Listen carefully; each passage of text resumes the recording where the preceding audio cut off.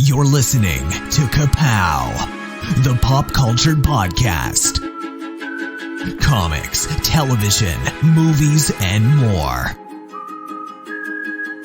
If it impacts fan culture, we have something to say about it.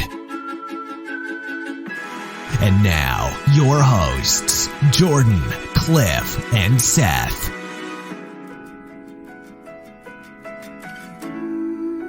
Hey everybody, it's Ka-Pow, the pop culture podcast. We are glad to have you with us tonight. My name is Jordan Lowe. I'm Cliff Barnes. I'm Seth. It's going down. Not a whole lot.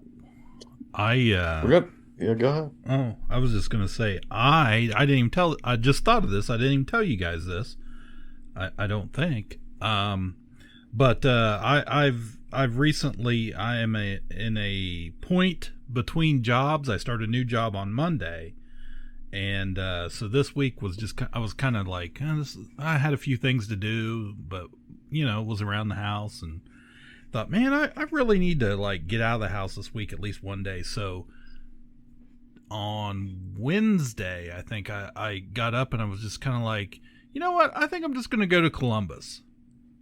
So I thought, well, I'll stop, because speaking of Marietta, we've been talking off air about Marietta. We don't have a Target in our town. That's another thing we don't have besides a movie theater.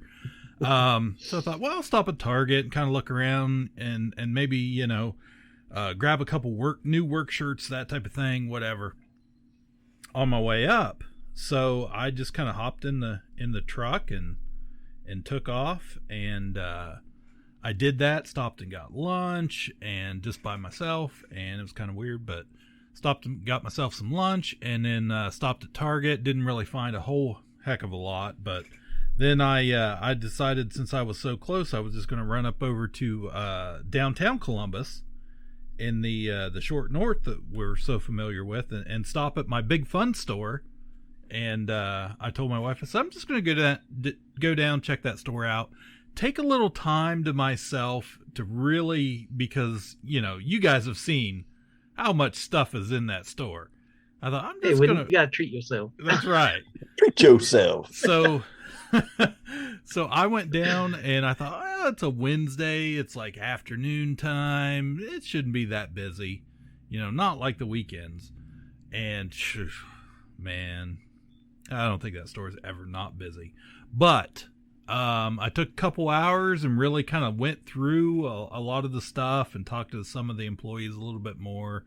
And it was kind of funny as I was kind of meandering and looking through all the toys and all the merch and all that stuff through the store.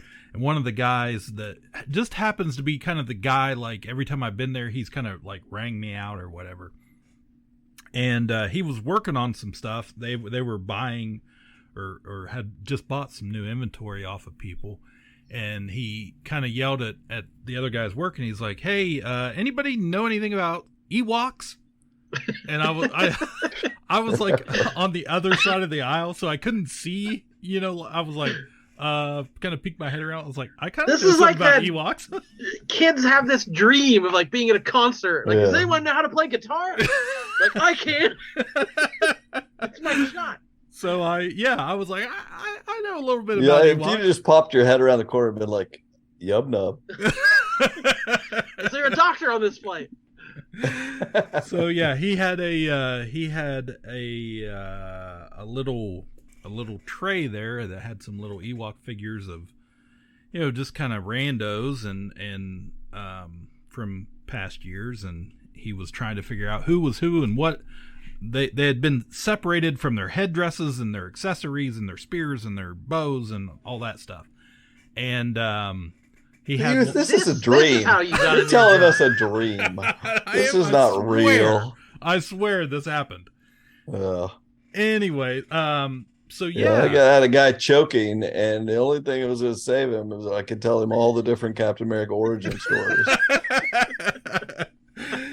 So yeah, I walked over and we kind of he had pretty much all but one, or he had one figure there that he was like, I don't understand, is this headdress or this headdress? I was like, oh, Actually, that figure came with both headdresses. And he had another one, and he was like, I don't understand this one. It's got like a cloth, like a soft goods hood, Ewok hood. And so I was and like... then the whole store applauded, and they carried me out. Yes.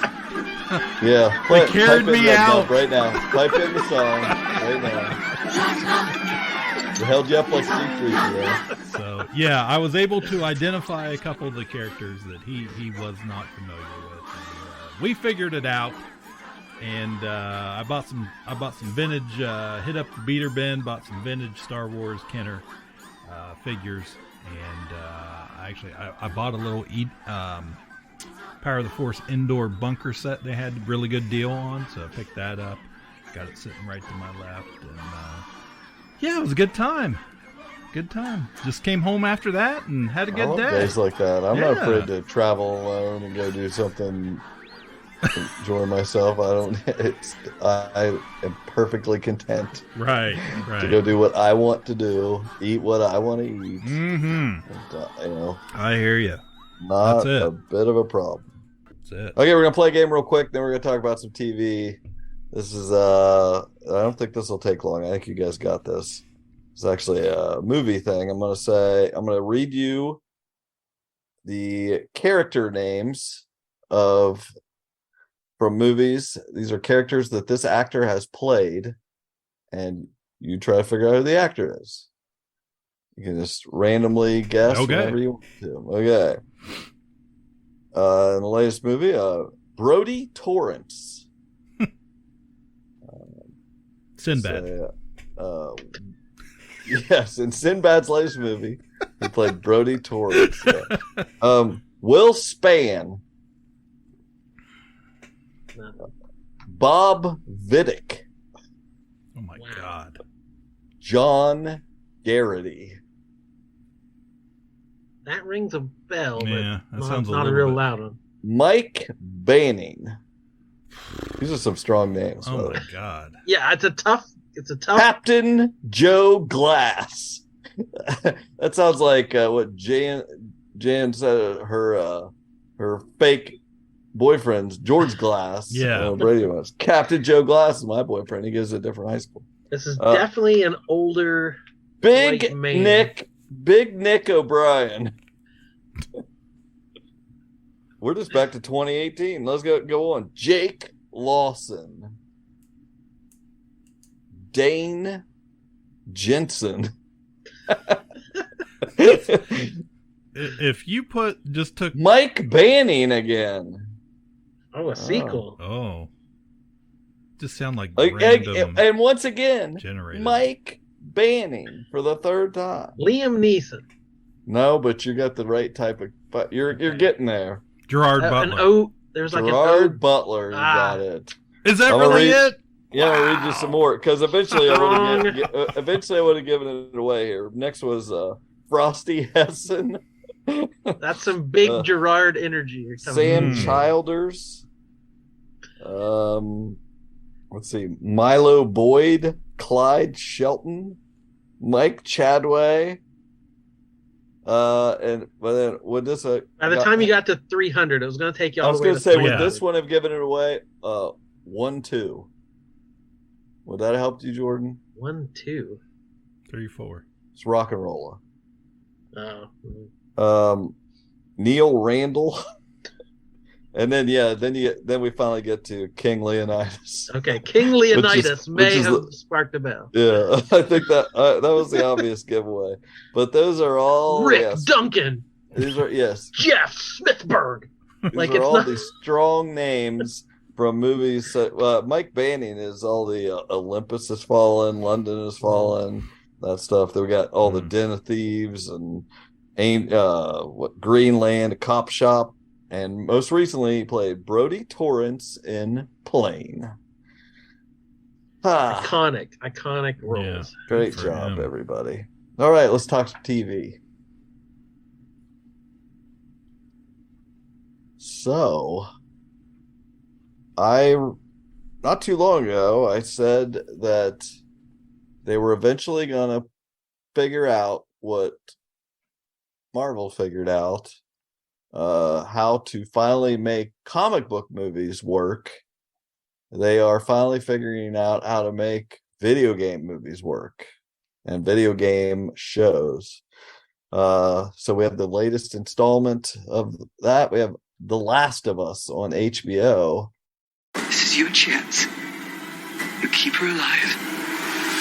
Save her. You can save her. You don't think there's hope for the world? Why bother going on? You haven't seen the world, so you don't know. You keep going for family. You have a greater purpose than any of us could have ever imagined.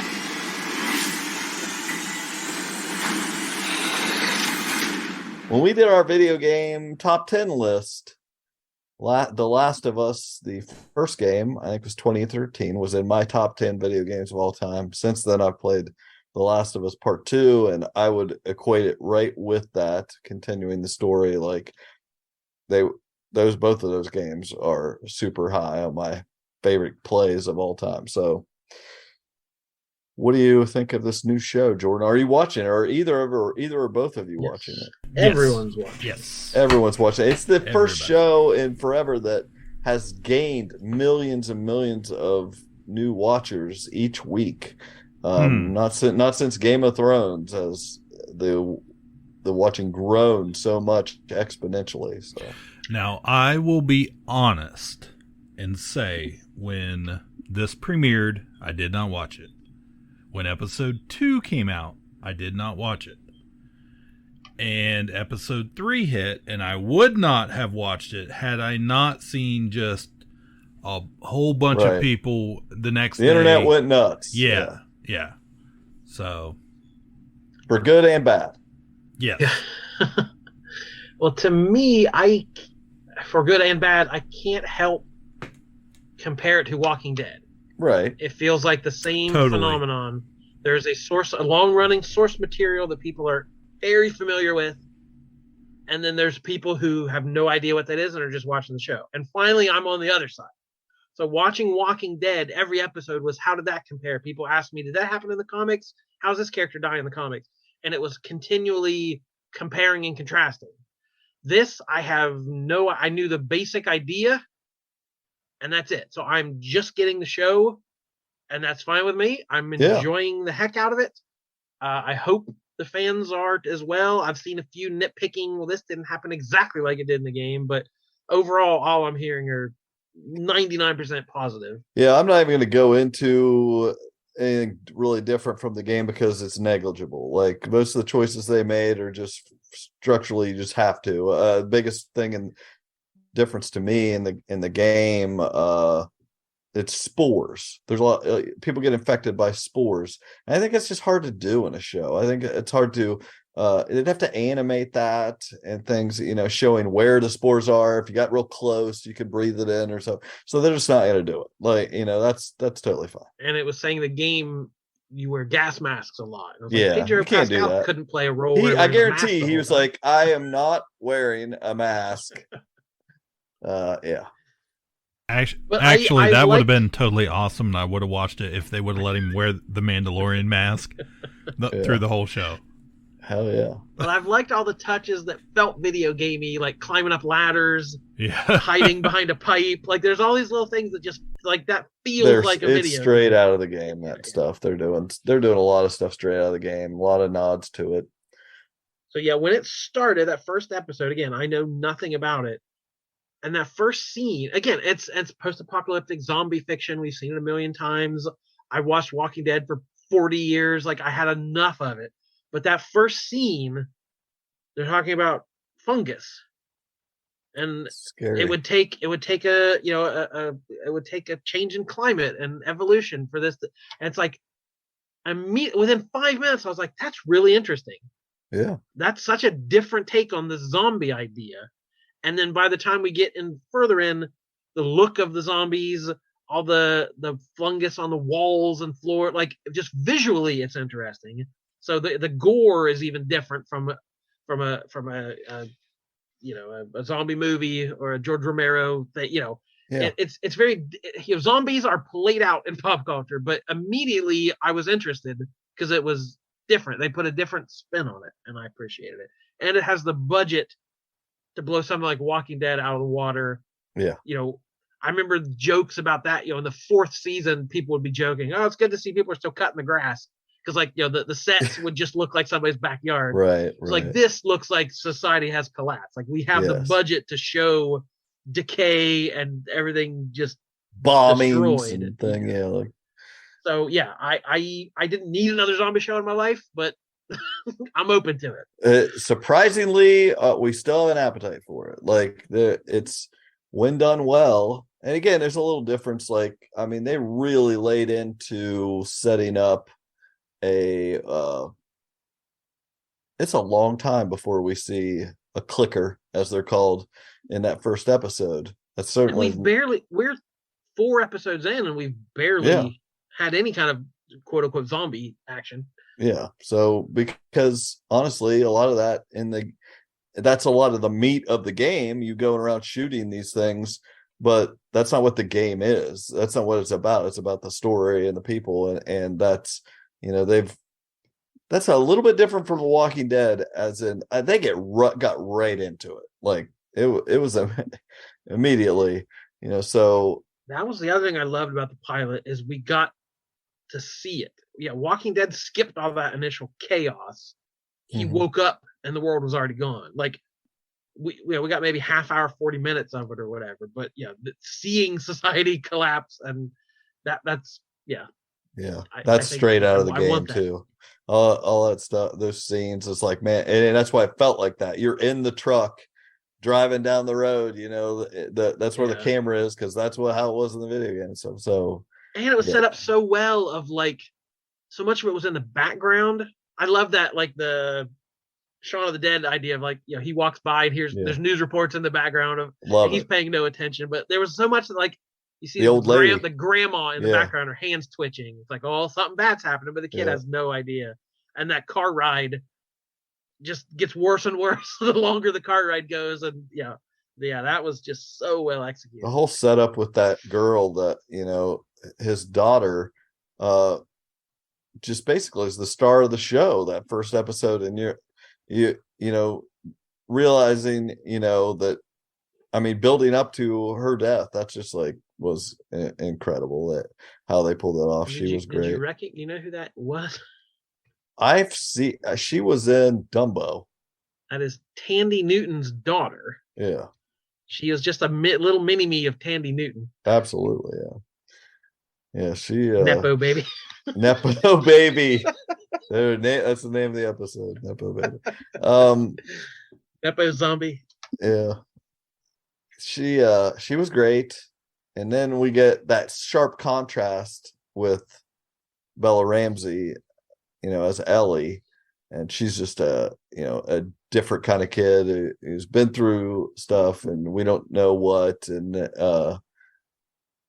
it's another lone wolf and cub story that, we know a guy that's good at that, Pedro Pascal, so it was just all good. That the end of that first episode where he loses it on that guy to protect her, just like wasn't able to protect his daughter, and he just goes nuts on that guy. And it's not some nobody. They had set that up. This guy, he knew that guy. He had been doing business with that guy, but he beat him to death, over this, and you don't look back and see people freaked out by it. You look back and she's like into it, and you're like, okay, this is going to get weird.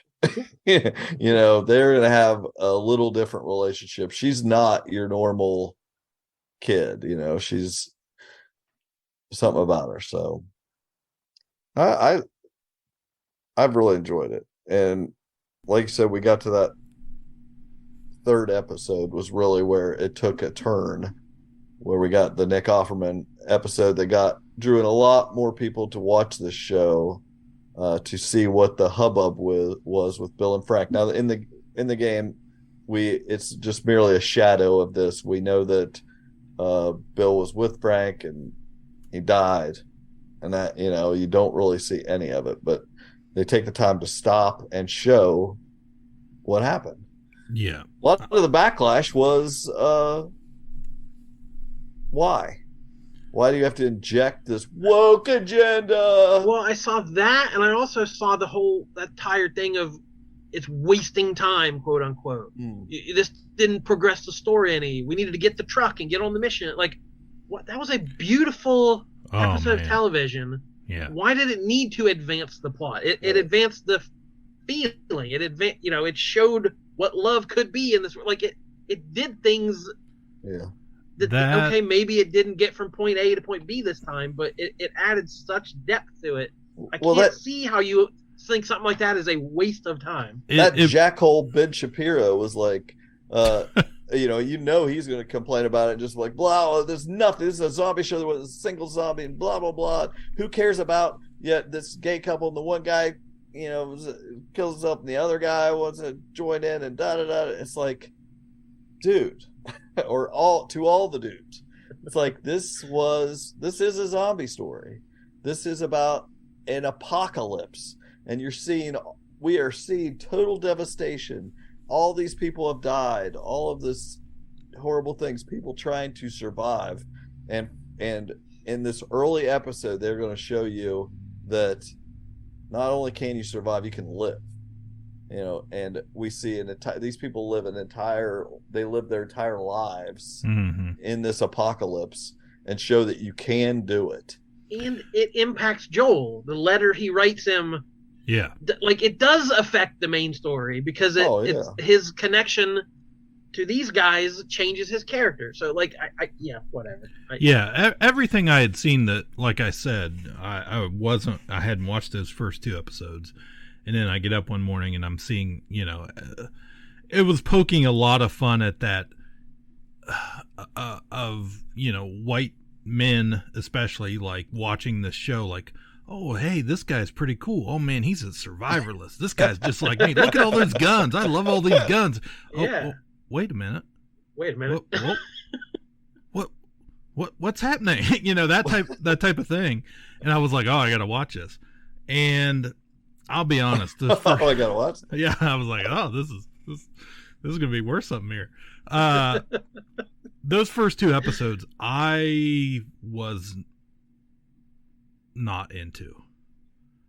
It just personally, it brought back a lot of like, Walking Dead again type of stuff, and I recognize the differences in it, but just in my mindset at that moment, I was just like, I don't know, like, I could see a lot of people being like, this is just another zombie story. Yeah.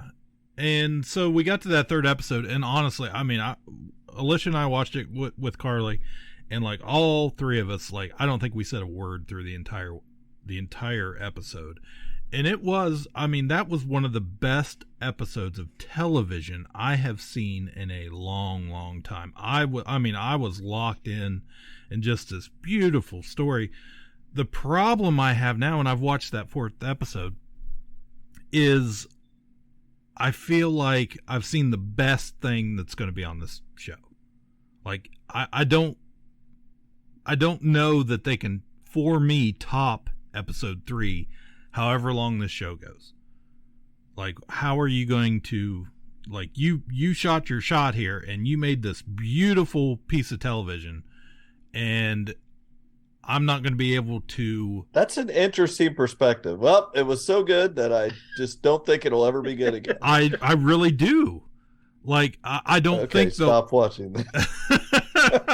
I can see if you're not into the survival part and the foraging and the hands of my raiders or whatever. Is, if they did it once, why wouldn't they do it again? But maybe not. I don't know. That's just. You know what? Honestly, what you could do is stop watching until you hear some people raise their feathers again. That's true. That may work totally. I'm not saying I'm see if it happens. Yeah, it's not like, I'm gonna just stop right here completely and not watch any more episodes. But I think I'm gonna feel let down at every episode from here on out. Well, I don't want to set the bar too high. I would just say that there's the end of the first game is famous for a reason. Yeah. So they're building to something, right? But again, there was nothing like this in the game. This is a total departure and welcome departure. That they're adding this humanity to the different, and I would expect them to do it again. To do things like this. They're already like this Melanie Linsky character in the game is not that those people are a thing, but they're just the people to fight. And this is they're doing something with it. They're fleshing it out. They're making this, giving these people a story. So,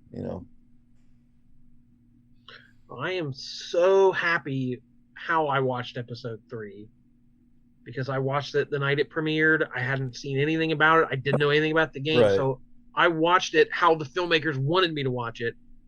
Because, I had the same, I love Nick Offerman. Oh, here we got a survivor. This is cool. We're going to see him live off the grid, and this is that end of the world fantasy. And the guy's in the hole. And I'm like, do I trust this guy? I didn't know. Is he lying? Mm-hmm. And they have that meal, and it's a little awkward. And it's like, well, okay, you can't trust this. So I didn't, the minute Frank shows up, somebody who's played the game knows what that means. But I had no idea. Yeah. And so the dinner, there's a little bit of tension. It's like, oh, these guys there's a little spark here. Like, I'm sorry, is this real? Because I didn't know. Yeah. And then things get hot and heavy. It's like, okay, we're going this way. So I was completely caught off guard by it all and just wowed by what they were gutsy enough to do. So it was good. So then, that fourth episode was obviously not that caliber, but it was going back to the main story here. And we'll see where it goes from here. We'll talk about it more later on in the season and see where we're at. But so far, it's huge, and I'm glad. Like I said, I think it's a story worth seeing on the screen. It's a story. It's a way for people to see this story that aren't video game players. And I think there's a lot of that out there. I think there's a lot of good storytelling in video games and not a lot of, and there's a lot of people that don't play video games. So I don't think a lot of people, I just have heard so much complaining, like, why do this? There's already the game. Well, because not everybody's played it, or wants to. And Druckmann, the guy who wrote the game, is like in charge of the show too. So it's not like we took it from him and are doing what we want.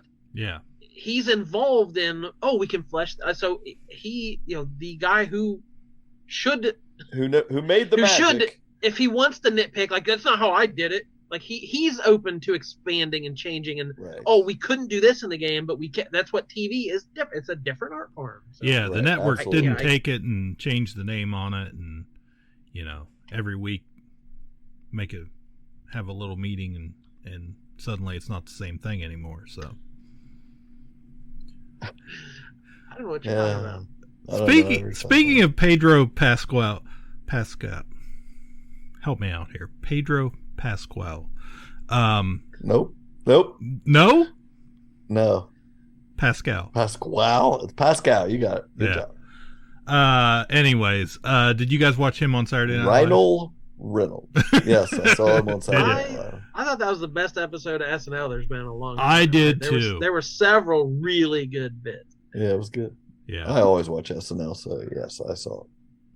Yeah, I try to make it a point to, we don't watch it live, but when we have a little bit of time to try and at least squeeze a. You try to make it a point to not watch it live. Is that what you said? Well, yeah, we don't watch it live, so I try to make it a point that we watch it throughout the week. No. Okay, you make a point to watch it. Yeah. Sound like you're like, I definitely don't want to watch it. No, I make a point. I make a point not to watch it live because I can watch it in about 40 minutes. Right. Because I usually don't care about the musical guests, so I watch it.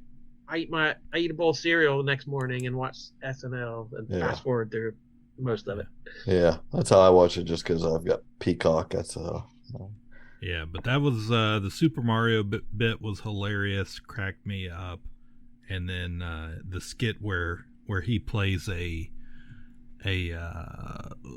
Latino soon-to-be mother-in-law cracked me up. So some of his best work. And I'm glad he deserves to have a big break and be a big star. He's been working a long time, and he's really good. So. Yeah, seems like a good guy.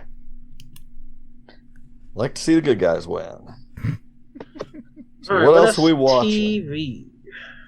We've got some reboots happening. Night Court on NBC is back. So, who here is lying? Oh, I like the neckline on that one. Olivia Moore, this is Dan Fielding. Oh, wow. Of all the days to leave my selfie stick at home. You can always use that stick up your ass.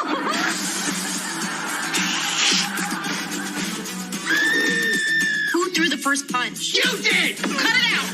Cut it out! Permission to approach. Denied. Permission to lean? My dad, Harry Stone, told me, see people for what's underneath. You're the judge. Don't go! That's my court, baby. These walls could talk. They'd say, they're all guilty. To save time, can we do all the public urinations at once? I just think if you show a little compassion, you can put people on a better path. We had a nice talk. He's in a really good place. That 90s show on Netflix. Can't get enough of the rebooting. Ugh.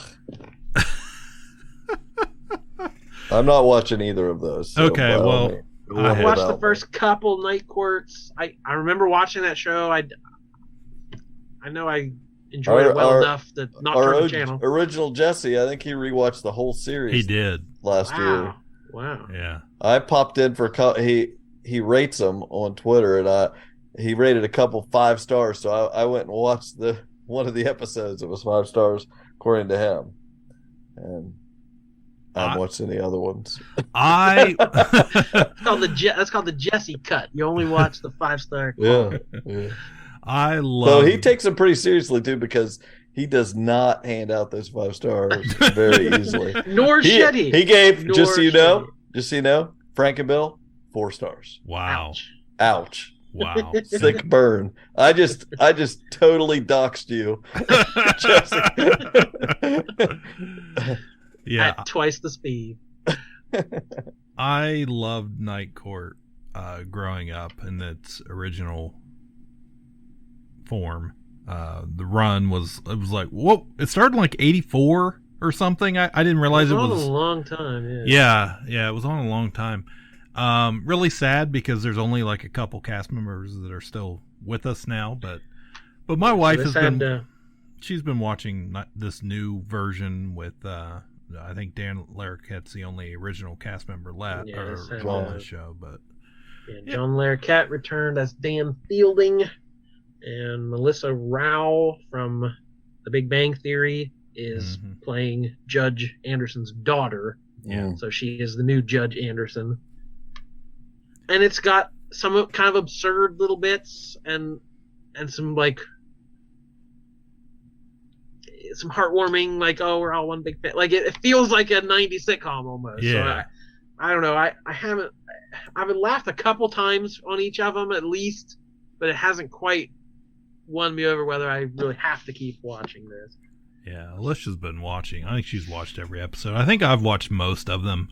It's fine. I don't know that I had a big need for this, but it's not the worst thing I've seen. Pretty big hit in the ratings I've seen. It's gotten a lot of people have been watching it. Wow. The only thing that really I'm surprised. The only thing that really upsets me is they messed with the theme song. That was one of the better theme songs of that era. Wasn't that to like yeah. And it's just like check it out in our theme song bracket from a couple years ago. Go back and find that one. I did a lot of cutting theme songs. Yeah. Here's a story. That's another Nepo baby story. The person who did that song was John Larroquette's son. Oh, see. He's a musician, and he was just noodling around and made that. It's like, hey, I did a funky version of the old theme song, and John sent it to the producers. Like, we're going to use that. That's awesome. So they hired his son as there you go, music director. So he scores all the episodes. So. There, now you know who to blame. Some Nepo baby. Nepo Larroquette. They're coming. Nepo Larroquette. There's This whole episode's Nepos. What'd So you what think about the 90s show? Yeah, what'd you think of that 90s show? Anybody? I don't care. I watched them all. It's I always liked that 70s show. That's from an era of like TV didn't have to be great back then. It just had to be on and decent. Like there was so much less to watch. So it's like I've watched probably the majority of that 70s show. I don't know if I watched it all the way to the end, but yeah, I always liked that 70s show, at least up until the point when Topher Grace left for a while. Yeah, they brought in Josh Myers. Yeah. And yeah, it got weird at the end. So, I don't think I watched any of that. Probably, but I watched early on. Yeah, this version I feel like is much closer to the non-Topher Grace era than the I just saw those original. kids. I saw some preview with all those new kids, and I was like, nope. They just look like fans of the show doing it. People that were told about what the show used to be, trying to pretend to be that. The girl that plays Eric and Donna's daughter, Leia, I like her. Like she's fine. It's the rest of them that are just annoying, or you just don't care about. Like other than Red and Kitty, pass. So yeah, Kurtwood Smith and Deborah Jo Rupp were back as Red and Kitty, who are the reason I kept watching the show. Yes, I didn't care at all what the teens were up to, what they were getting into, and all the 90s references about that on CD and all the whatever 90s-ness they were getting up to. It's a cellular phone.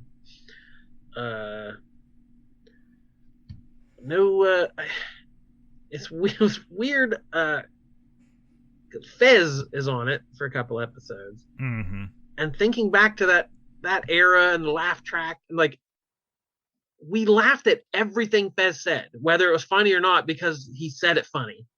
It's like, that's a little weird. Surely we've grown past that.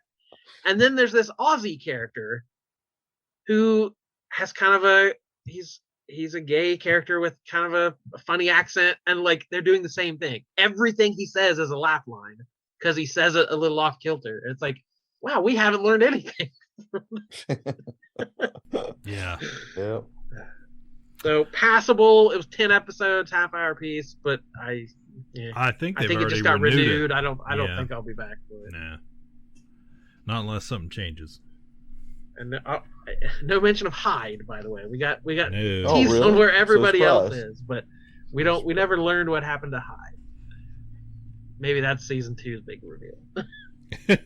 So over on Peacock, there was a couple shows I was watching. One, there better be. We're big on Peacock over here. Yeah. Oh, love Peacock. I paid. One of the P stands for Peacock. There was some deal. Exactly. They had some deal a couple months ago. I think I paid $20 and I've got Peacock all year. But there was a show called Paul T. Goldman. I'm not telling anybody to watch it, but it's like this guy is kind of delusional about his life and wrote a book about it and made a movie. I mean, not made a movie, but went to a bunch of directors on Twitter, just spammed them all until he found one to make a show about him. And it got a lot of buzz. It's kind of interesting to see this guy get exposed over the show, but still can't totally recommend it. Now, there is a show I do love, though. This is the Ryan Johnson Show with Natasha Lyonne, and it's called Poker Face. What's it like? Always knowing the truth. There's nothing mystical about it. I could just tell. When anyone is lying. Yeah. I know what you did, you psycho. You're gonna find Charlie Kidd, and you're gonna bring it to me.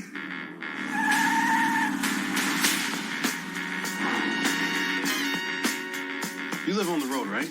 What's it like? Leave everything behind, start fresh. I got wolves on my fender. Oh, I gotta keep moving. Holy. it wasn't an accident. I think there's been a murder. Look out! I have been kind of a death magnet.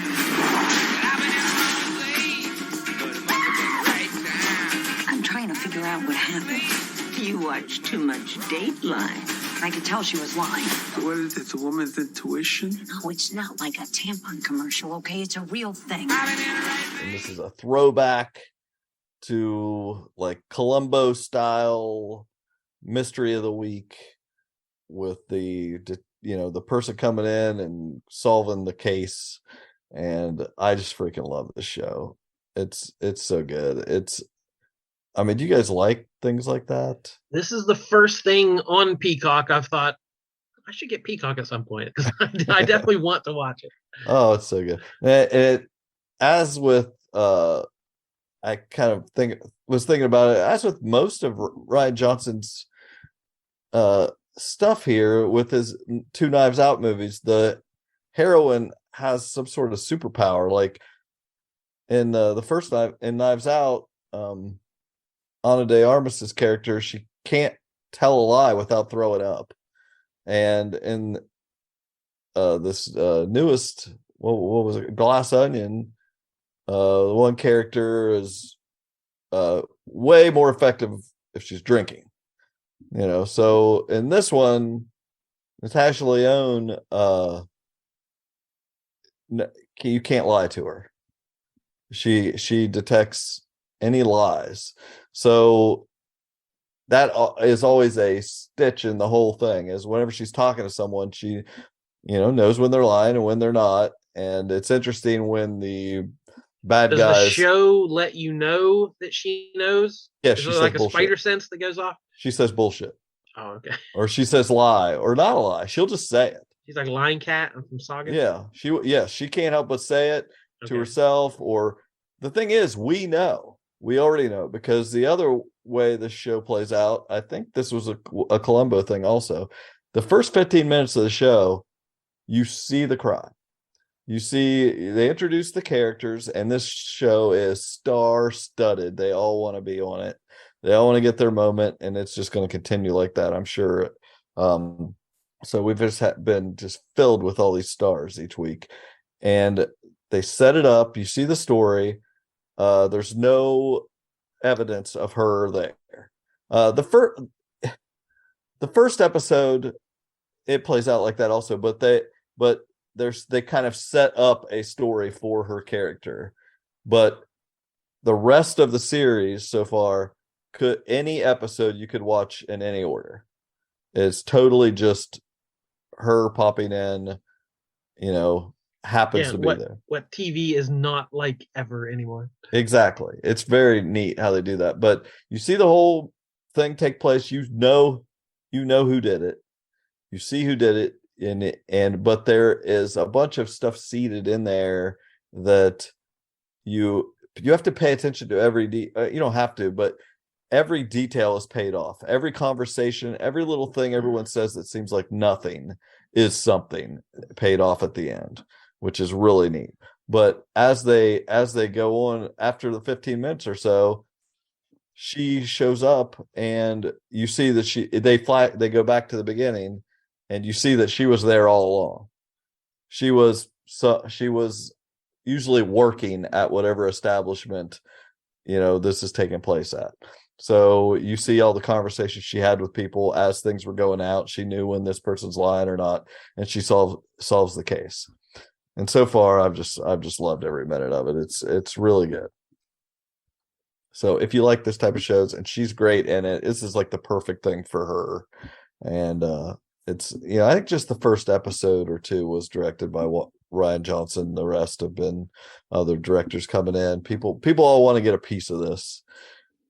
Been some great performances. It's funny, it's very outrageous, and there's crazy things happening, but it's showy, and I just love it. I love it. So this is even Patty Cakes shows up. I saw Patty. I was like, Patty Cakes. That reminds me, I never asked you. I assumed you watched. Netflix did the Murderville series we loved. They did a Christmas episode. Yes. What was your opinion on the Christmas episode of that? That was fun. We saved it for Christmas. We watched it on Christmas, I think. I really liked it. I love the conceit that they come in and just do not know anything. They have to roll with the punches. The improv detective story. Yeah. With Will Arnett, where they just throw a celebrity into a murder mystery and don't tell them anything about it. I was a little disappointed in the Christmas one. I had a feeling you would have had a problem with it too. I did. I remember it wasn't as good as some of the episodes, but it was fine. But it was like, Pete Davidson came in at the end. If you remember, like my problem was like they weren't playing along. Yeah. They were trying to get the dead body to laugh. Yeah. They didn't, at the end, they didn't even name a suspect. They made a joke out of it. I was like, I bet Seth hates this because they didn't play by the rules. They did not play by the rules. I agree. I did. It's like, this is a thing, and I'm a sucker a little bit for it. Speaking of Saturday Night Live, Jimmy Fallon was such a hit. Everybody loved Jimmy Fallon on Saturday Night Live.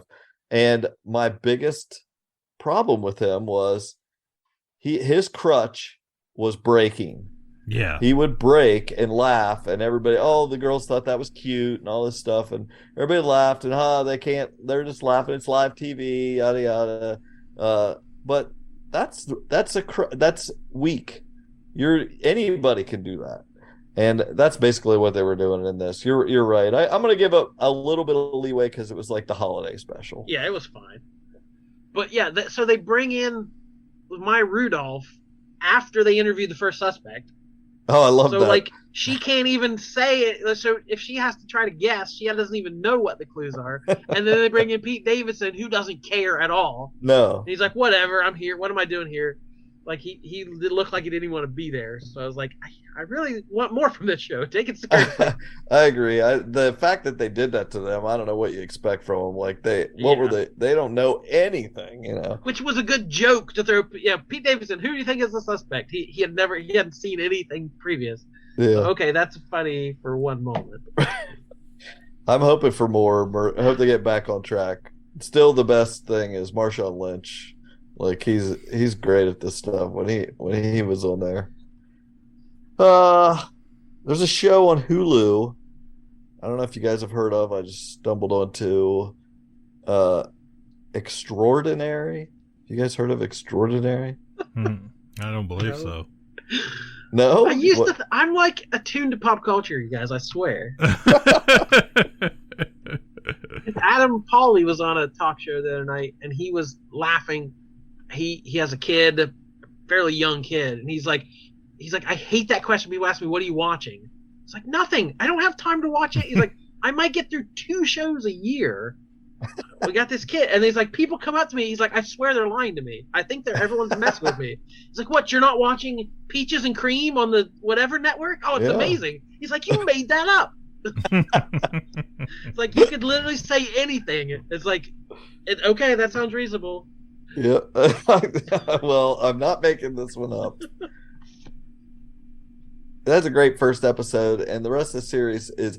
People really like the show. I like the show. I watched the whole thing. Oh, that was even the skit on SNL this week of the name a show on Apple TV Plus, or like all the trivia. Oh yeah. It's the #1 show on Netflix. I have no idea. Yeah, everybody knows that feeling too. Yeah. Anyway, this is a British show. It's got an eclectic group, but the premise is, in this world, everybody gets a superpower, but this one girl has not got hers yet. Basically, it's kind of the Invincible type thing. Once you get 18, everybody basically around that time manifests a superpower of some sort. And she never did. She's 25 and she still doesn't have hers. And like some of the powers are, ridiculous. Like her mom can control technology with her mind, but she doesn't understand how to like even use a remote control, so it's useless. It's totally useless.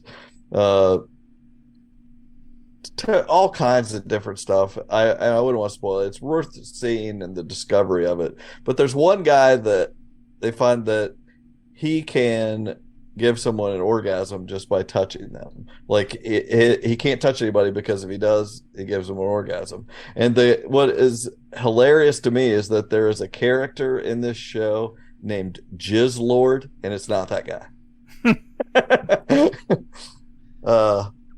Name of this again? This show is called Extraordinary, but check it out. At least try the first episode. It's interesting, and it's the premise that makes you want to kick yourself. You didn't think of it. Well, last time we talked, I had a week left before I was going to cancel Hulu, and you guys gave me a couple of recommendations what you should be watching. I don't think this was on there yet. I ended up watching Wu-Tang, An American Story. So you guys gave me like 3 or 4. You should probably should. You're like, yeah, I want to comfort watch Wu-Tang. I'm watching Wu-Tang. It was pretty good. It felt like the first few episodes, it was like a low rent The Wire. They were all on the corner dealing, and like it's that inner city life. But like the longer it goes, they're getting more into the music industry, and it follows them like trying to cut a demo, going to radio stations and hustling, trying to get their song on the air. Like that's way more interesting than the inner city drug game stuff. So there's 2 seasons at the moment. I think the 3rd premieres in March. I think will be the last season. So it's a recommendation. But I have another way bigger recommendation. Speaking of British TV, just dropped on Netflix a little bit ago. It's called Cunk on Earth. I know now, what this is. If you ask if I made this up or not, I did not. No, I believe you. I saw it. Okay. Apparently, I've only been given half a minute to tell you about my venture up humanity. That's hardly long enough to explain the pyramids. It's obviously just big bricks in a triangle. I'll be asking questions. What was the Soviet onion? And go to every corner of a globe without corners. Do we know if China has a roof? So join me, Philomena Cunk. This is Cunk on Earth! Watch on BBC iPlayer. How was that quick enough for you? So I didn't know anything about this, but I saw somebody, again, a friend recommended it on Facebook, and I was like, that you need word of mouth to know what's even worth watching or podcast. So this is a character named Philomena Cunk, played by Diane Morgan, who's an actress. She's been in a bunch of British stuff, but you probably Afterlife, you might know her, Cliff. She was in that Ricky Gervais show. Yeah, I love that show.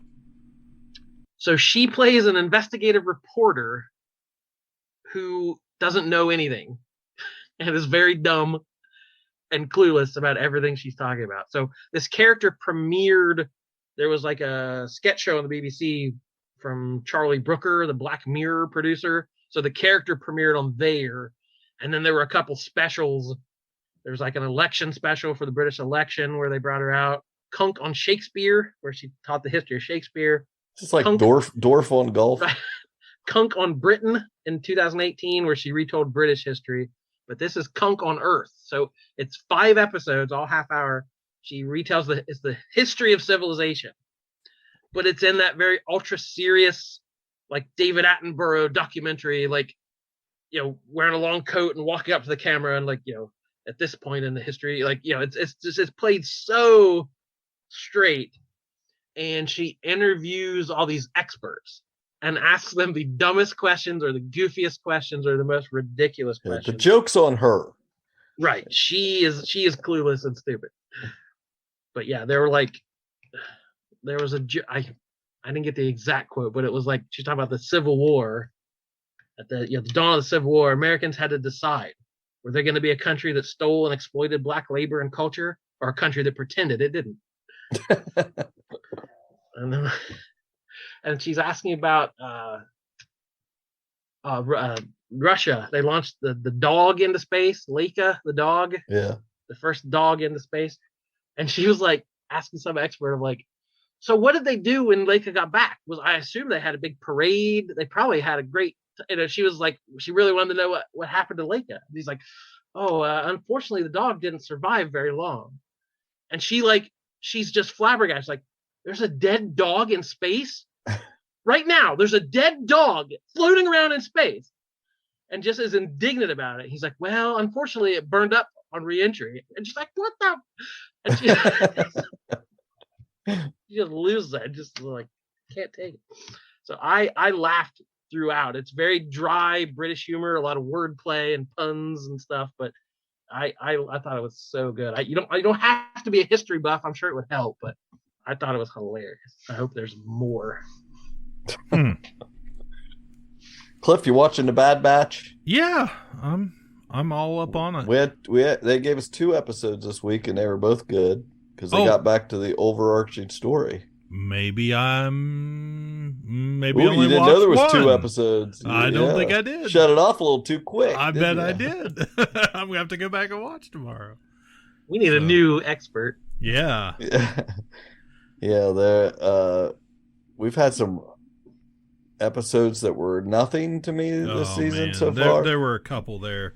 The racing one, for one episode where I hated that mess of in Phantom Menace with the pod racing and all that, and it just reminded me of that. And I was just like, oh my god, didn't you learn the lesson the first time on this crap? But that didn't bother me as much as just some of the, I don't know, boring heisty stuff. I don't know, but the third episode where we had Commander Cody and Crosshair together, great episode, was one of the best episodes they've ever had. Yeah, definitely. And then we had a couple dead ones as far as I was concerned, and then these last 2, the 2 that dropped today, we got back to the story with Rampart, the bad guy that's trying to install the new Stormtrooper army, and trying to basically kill off the clones. Yeah, that was good. So, we got that episode with this new senator I've never met before, and she kind of was getting involved in trying to, help out. And she had a funny name. Was it Chi-Chi? Yeah, I have no idea. I think it was. I'll take your word for it. But you skipped over one little episode though. One I didn't like. It was the one with Genji or whatever, the Wookiee. I didn't Jedi. I didn't care about him, but the fact that we got Kashyyyks on Battle Cats, I was just like, how did we not have this before? This is awesome. But Wookiees riding Battle Cats from He-Man was freaking amazing. Through the woods, talking to the trees. I was all up on that stuff. But I didn't care about the Jedi Wookiee so much as the Kashyyyks. So that was good. But yeah, I'm with you. I mean, I think it's like such sharp contrast. Those episodes do nothing for me. But when they get to the serialized story, the whole, the overarching serious Star Wars lore stuff, where they're like trying to figure out how this happened, how this transition happened, we get into the nitty gritty here. So, the episode you didn't watch pays that off. Good. You get it's like the second half of that story. Okay. So definitely check it out.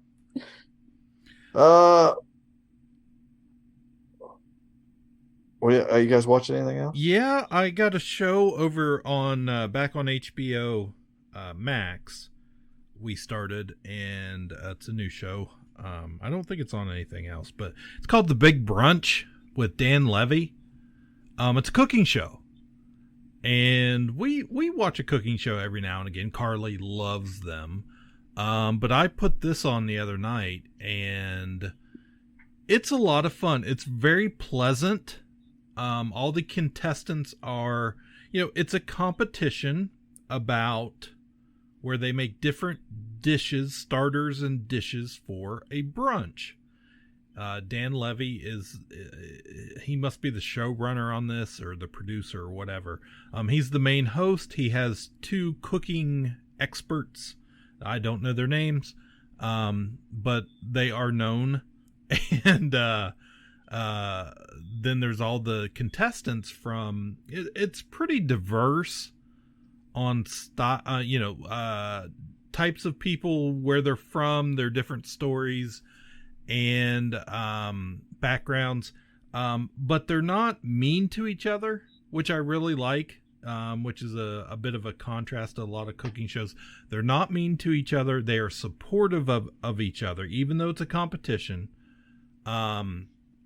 It's not I don't get the cooking thing where the Gordon Ramsay screams in your face about how you failed your family. I've never been a fan of him. I can't watch those shows. No, I don't either. But I really like this one, and it's a lot of fun. It's laid back, and Dan Levy and the other judges, as the competition, as they're cooking things, they just kind of sit back and they have a drink. They have a little bartender on their set, and she just makes up whatever they want, and they're just like, a lot of times it's just Dan Levy calling stuff out, and he's like, I'll have a Caesar, and they're like, oh, what is that? And then he explains, oh, I'm from Canada, and in Canada we instead of having a Bloody Mary and using tomato juice, we use Clamato juice. And the bartender's like, yep, let me make you up some testers, some tasters, and then they all have those, and it's just very light and pleasant, and there's some emotion with the competitors, but it's really good. They make interesting things, and they're all very different. And when somebody, like I said, when somebody gets voted off, it's not, cutthroat or anything like that. So we have just really enjoyed it. And Dan Levy is a very nice person, and it's nice to see him back on television. I got a couple more things. There's a show on Apple called Shrinking with Jason Segel and Harrison Ford. That's fine. It's, got that Apple TV feel. It's half-hour episodes, and they're kind of silly, but it's fine. I'm not really much to say about it. Waiting to see how the season plays out. Quantum Leap has kicked back in. This first season, they kind of took a break, and then they came back in this latest episode. They had they dealt with some trans stuff. He leaped into the body of a basketball coach whose daughter was trans, and it was really well done episode. I thought, they were able to deal with some of these issues and in a quality way, and it was nice. I was surprised that's what Quantum Leap was doing, So that I forget, Mason Alexander, is that their name? Is a character on the show. So I kind of waiting for them to see if they address that at all, other than them just being on the show. But so now we had a trans episode, and that character got to make kind of go to that time, also go with the Ziggy. I mean, the girl playing Al, basically, that role, they got to go along with her and see this kid play basketball and stuff. It's kind of neat. It's a good show. Maybe that's why he doesn't say "oh boy" anymore, because that's gendered language. Yeah, see. Oy vey, more like.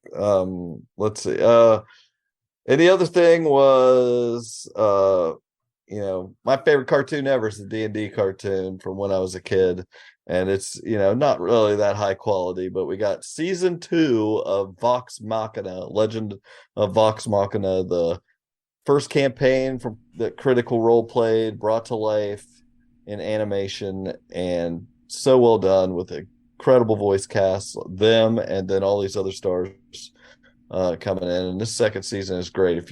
It's kind of filling a void of adult animation adventure in a fantasy setting that's really, really well done. I'm super enjoying it. I've heard good things about it. It's good. They're in their third campaign that they play live, but they announced that my personal favorite, I prefer the second campaign, the Mighty Nine, and they've already announced a couple weeks ago that they're they're already made a deal with Amazon to do an animated series of it also. So I'm excited to see that one come to life also, because it kind of even gets into some deeper issues. So I'm loving it. If you like adult animation adventure and you like any kind of fantasy thing, which I know Jordan's not a fantasy guy, but this is a good quality show. Is that it? You got anything else, Jordan? Just a couple things that have returned recently. We got Flash season 9 just started up. Oh my gosh. Season 9? Season 9. Never watched an episode. The final season. And then Superman and Lois season 3 premieres March 14th. So these are the last 2 of the Arrowverse shows. We're wrapping up the CW superhero world. Season 9, you think that's crazy? South Park just came back, season 26. We're getting new episodes of South Park. I bring that up mainly to bring up the point after, if you still have cable, still have Comedy Central, after South Park at 10 p.m. on Wednesdays, they're playing the new Beavis and Butthead episodes at 10:30. Yeah, I'd seen that. Don't have Paramount Plus, they're gonna, I don't know if they're gonna play every episode, but they're playing the ones that were exclusive to Paramount Plus on Comedy Central. They're good too. Which we love. So last night was the escape room episode. Oh, so good. Yeah. So saltine good. Cracker box. I need that soot from that saltine cracker box. I like the VR episode. That's my favorite. And we had news for more animation. Rick and Morty. Justin Roiland is parting ways. Comedy Central or Cartoon Network got rid of Justin Roiland following domestic violence charges.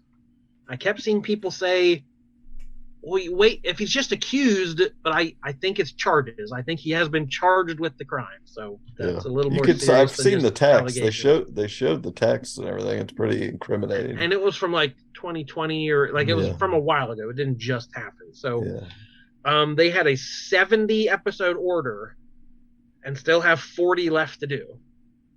So they've only done 30 of the 70 episode order, and they're still expected to fulfilling all 40 episodes without him.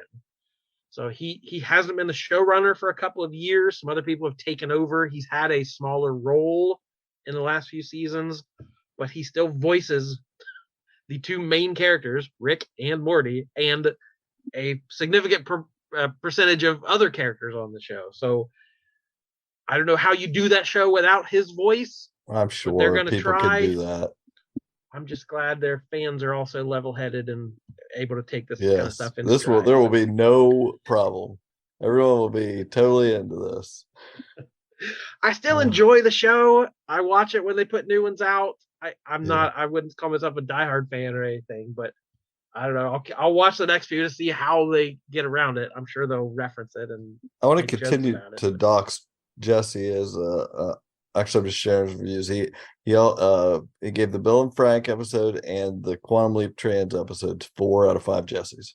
So you can't fully invest in these controversial episodes. I don't know what his problem is.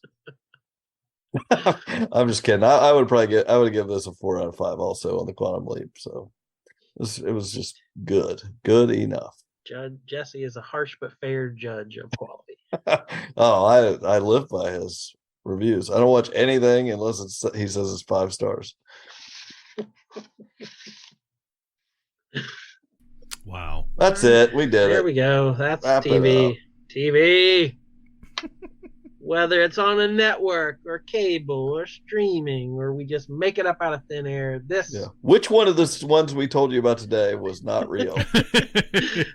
Yeah, go investigate. This could have been an elaborate prank. It's almost April Fool's. It's a hilarious prank. That's a teaser, guys. What? I don't know what that's from. All right, the real that's peeps it for now. Say it one more time. The real peeps know what I they just teased. Yeah, they do. The only 5-star show on TV. That's right. All right. Thank you for listening. If you have a show you made up or feel like you're the only one who's heard of, let us know. We want to find more obscure, bizarre stuff. Hit us up on Facebook or tweet at us or send an email. Put a note in a jar. Seal it up tight. Send it down the Ohio River. Roll it down the street. Check out our Patreon page. Yeah. Become a supporter. Help us out. And spread the word. Not just, it can't just be the Married at Times, everybody. We need you guys too. All Jesse's on board. Get some of that exclusive content that's on there. All righty. See you next time, everybody. My name is Jordan Lowe. Cliff Barnes. I'm Seth. Bye forever. Ka-Pow, the pop cultured podcast, is intended for entertainment and information purposes only. Sounds, music, and clips played during the podcast are property of copyright holders. All original content is property of www.udownwithkpp.com. If you enjoyed this podcast, please subscribe and leave a comment. Ka-Pow, the pop cultured podcast, can be found on Apple Podcasts, Google Podcasts, Podbean, Spotify, and wherever podcasts can be found. You can connect with us through social media on Facebook, YouTube, at the Ka-Pow Podcast on Twitter, or email the show, Ka-Pow, the pop cultured podcast @gmail.com. If you really want to go the extra mile, join our Patreon at patreon.com/udownwithkpp for special content and access to Patreon-only benefits. We are grateful for anyone who chooses to contribute, but please know that most of our content will remain free. So please continue to like, comment, and share.